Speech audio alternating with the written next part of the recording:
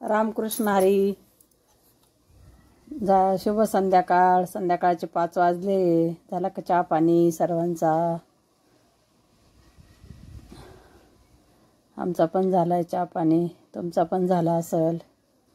तर आज काही व्हिडिओ टाकायला वेळच नाही भेटला. आज लसूण काढला आणि बसलोय ट्रॅक्टरवाल्याची वाट पाहत. मका काढायला मशीन येतंय. 2-3 दिवसापून येतो करून तर आला नाही मशीनवाला अजून. पण एक मशीनवाला म्हणे सोमवारी तुमच्याकडे येऊच आम्ही. आणि येऊ म्हटला. सकाळी लगेच दुसरा आला तो म्हणे आम्ही एवढं खळ झाला का लगेच तुमच्याकडे येतो. मग आम्ही काय केलं, पहिल्याला नाही म्हणून सांगितलं. पहिल्याला म्हटलं नको बाबा, आता दुसरा आलाय आमच्या इथं, आता तू काही येऊ नको. आणि तो पहिल्याला काढून दिलं.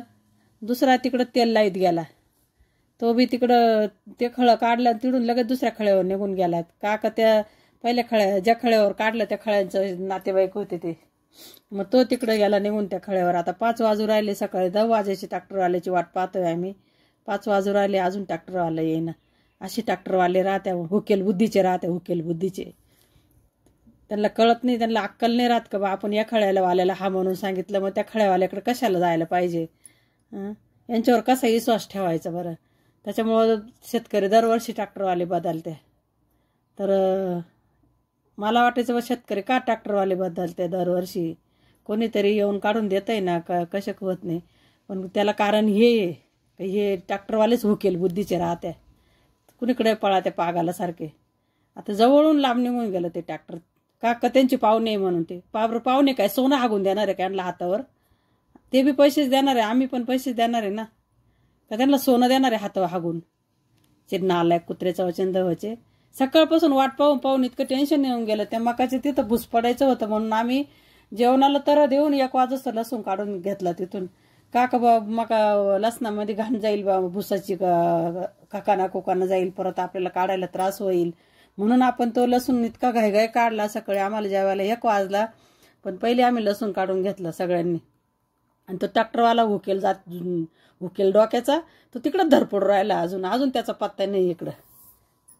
किती टेन्शन देते हे लोक. पैसे देऊन लोकांना टेन्शन देतात कुत्र्याचं वचन दवाचे. अशी येडपट जातीचे राहते ही ट्रॅक्टरवाले. त्यांना आकली नाही राहते ढोरायला. पागल कुणीकडचे. म्हणजे त्यांना काही कळतच नाही त्यांना. असं जवळून ट्रॅक्टरवाला लांब निघून गेला. किती माणसाची तळतळाट झाली बरं. एक तर आम्ही सकाळी 1 वाजेपर्यंत जेवण केले नाही का पहिले लसूण काढून घेतला. म्हटलं ते लसणाची घाण त्या आपलं मकाच्या भुसाची घाण त्या लसणात जाईल. तिथं शेजारीच भुस मका आहे. तर म्हणून आम्ही एवढं हे केले, धावपळ करून लसूण काढून आणला. आणि दिवसभर वाट पाहत बसलो आम्ही त्या लसणाचे.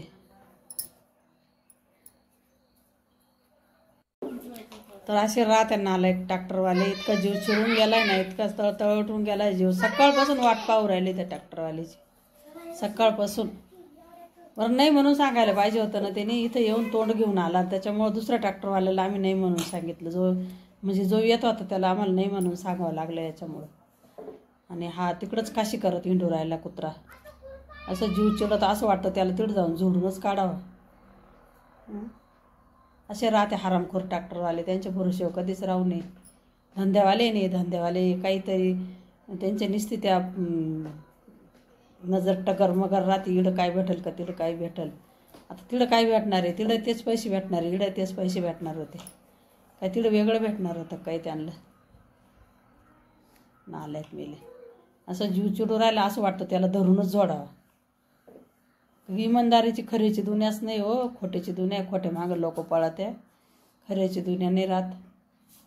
खूप जीव चिडलाय माझा त्या मशीनवाल्यावर. असं वाटतं त्याला झोडूनच काढावं. इतका जीव चिडलाय माझा आला त्या मशीनवाल्यावर.